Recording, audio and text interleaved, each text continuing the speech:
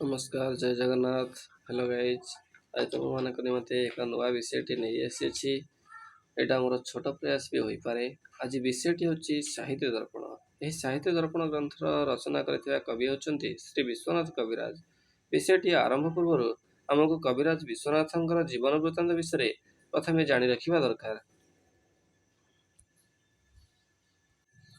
सेपरी संस्कृत साहित्य जगत रे अनन्य कविश्रेष्ठा रूपे विद्यमान एवं संस्कृत वाङ्मय रे तांकर स्थान अतुलनीय।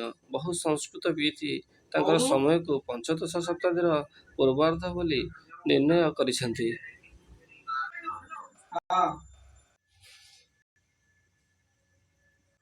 एवं कपिंचल कूलर विद्वान ब्राह्मण माने विश्वनाथंकर पूर्वज थिले, जोमानक संबंध कलिंग नरेशଙ୍କ सह वंश परंपरा अनुଯାयी थिला। विश्वनाथंकर पुत्र अनंत दास साहित्य दर्पणर लोचन नामक टीकारे निज पिताଙ୍କ विषय वर्णना କରିଛନ୍ତି। ଏକ ସୂକ୍ତି ରହିଛି, आसीति कपिंचल कूल क्षीरकुपार चंद्रमा त्रिकलिंगाधिपधराधामादि सचिव कृति अशेष भाषा रमणीय भुजंग साहित्य विद्या नवकन्नधार धन्य धोनी पौढ़ाध्यंकुराग श्री विश्वनाथ कवि चक्रवर्ती।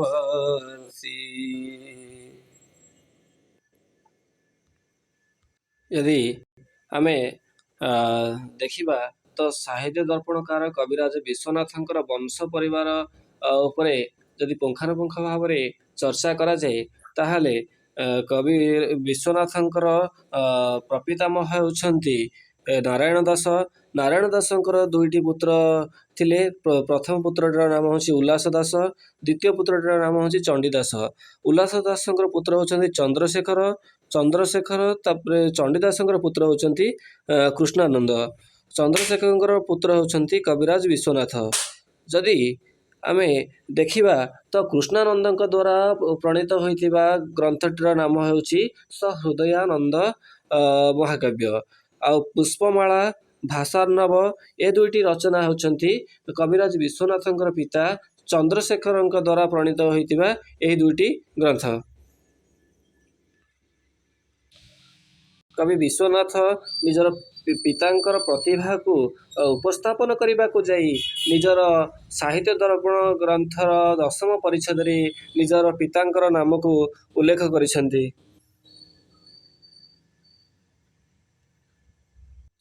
श्री चंद्रशेखर महाकवि चंद्रसुनु श्री विश्वनाथ कविराज कृतं प्रबंधम साहित्य दर्पणं अमुसुधीये विलोके साहित्य तत्वमखिलं सुखमेव वित। विश्वनाथ पिता जणे एक धारे कवि थिले। से तांकर विद्वत को परिप्रकाश करने पाई कवि निजर पितांकर आश्रय देइछन्ति।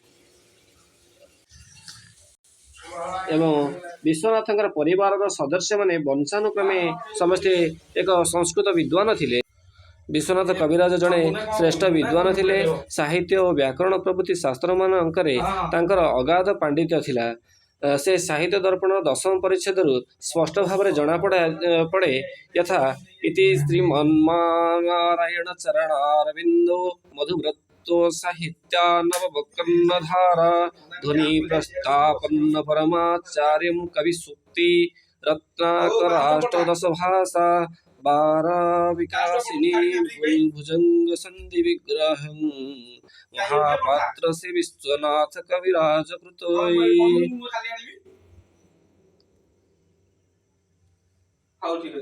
कविराज विश्वनाथ जणे एक धारे रसिक कवि थिले। साहित्य दर्पणर एक श्लोक रे उल्लेख अछि, लता कुंजं गुंजान मदवदली पुंजं चफलयनं समालिंगानंगं द्रुततरमानकं प्रवलयनं मरुन्मन्दं मन्दं दलितमरविन्दं तारकयनं रजो वृन्दं बिन्दां কিরতি মকরন্দং দিশি দিশি। অর্থাৎ এই ସୂକ୍ତିରୁ ଜଣାଯାଏ ଯେ କବିରାଜ ବର୍ଣ୍ଣର ସମୋହକ ସଙ୍ଗୀତ ବିଷୟରେ ପରିଚିତ ଥିଲେ। ବର୍ଣ୍ଣର ମାଧୁରୀ ପ୍ରତି ତାଙ୍କର ପ୍ରଗାଢ଼ ପ୍ରେମ ଭରି ହୋଇ ରହିଥିଲା। ବିଶ୍ୱନାଥ କବିରାଜ ଅନେକ ଗ୍ରନ୍ଥର ରଚନା କରିଛନ୍ତି। ସେଥିମଧ୍ୟରୁ ପ୍ରମୁଖ 9ଟି ଗ୍ରନ୍ଥ ତାଙ୍କର ଦେଖିବାକୁ ମିଳେ। ଯଥା ସାହିତ୍ୟ ଦର୍ପଣ ହେଉଛି ତାଙ୍କର କାବ୍ୟଶାସ୍ତ୍ର ଗ୍ରନ୍ଥ। ସେକେଣ୍ଡରେ ହେଉଛି ଚନ୍ଦ୍ରକଳା ନାଟିକା। ତୃତୀୟରେ ହେଉଛି ପ୍ରଭାବତୀ ପରିଣୟ, ଇଏ ବି ଗୋଟେ ନାଟିକା। ତାପରେ କୁବଳାୟନ ଚରିତମ୍, ଇଏ ହେଉଛି ପ୍ରକୃତ ଭାଷାରେ ଲିଖିତ ମହାକାବ୍ୟ। ରାଘବ ବିଳାସ, ଇଏ ବି ତାଙ୍କର ଗୋଟିଏ ମହାକାବ୍ୟ। କଂସବଧ, କଂସବଧ ବି ଏକ କାବ୍ୟ। ପ୍ରଶସ୍ତି ରତ୍ନାବଳୀ, 16ଟି ଭାଷାରେ ବିରଚିତ କରମ୍ବକ କାବ୍ୟ ବା ପ୍ରଶସ୍ତି ପରକ ଗ୍ରନ୍ଥ। 8 ନମ୍ବରରେ ହେଉଛି କାବ୍ୟ ପ୍ରକାଶର ଦର୍ପଣ ନାମକ ଟୀକା। 9 ନମ୍ବରରେ ହେଉଛି ନରସିଂହ ବିଜୟ କାବ୍ୟ। ଏଥିସହିତ ଆଚାର୍ଯ୍ୟ ବିଶ୍ୱନାଥଙ୍କର ଲିଖିତ ସାହିତ୍ୟ ଦର୍ପଣ କାବ୍ୟଶାସ୍ତ୍ର ଏକ ପ୍ରାମାଣିକ ଗ୍ରନ୍ଥ। ଏହି ପ୍ରାମାଣିକ ଗ୍ରନ୍ଥରେ ଦେଖିବାକୁ ମିଳେ 10ଟି ପରିଚ୍ଛେଦ। 10ଟି ପରିଚ୍ଛେଦକୁ 10ଟି ଭାଗରେ ବିଭାଜିତ କରାଯାଇଅଛି। ଏଥିରେ କାବ୍ୟ ସ୍ୱରୂପ, କାବ୍ୟର ହେତୁ ପ୍ରୟୋଜନ, କାବ୍ୟ ତଥା ଶବ୍ଦ ଶକ୍ତିର ସ୍ୱରୂପ ଓ ଭେଦ ଓ ରସ, ନାୟକ ନାୟିକାର ଭେଦ, କାବ୍ୟର ଧ୍ୱନି ଓ ଗୁଣୀଭୂତ ନାମକ ଭେଦ ନିରୂପଣ, ବ୍ୟଞ୍ଜନା ଓ ବୃତ୍ତିର ସ୍ଥାପନା, ଦୃଶ୍ୟ ଶ୍ରାବ୍ୟ କାବ୍ୟର ବିସ୍ତୃତ ବିବେଚନା, ଦୋଷ ଗୁଣ ରୀତି ଓ ଶେଷରେ ଅଳଙ୍କାର ଗୁଡ଼ିକ ବିସ୍ତୃତ ବିବେଚନା କରାଯାଇଅଛି।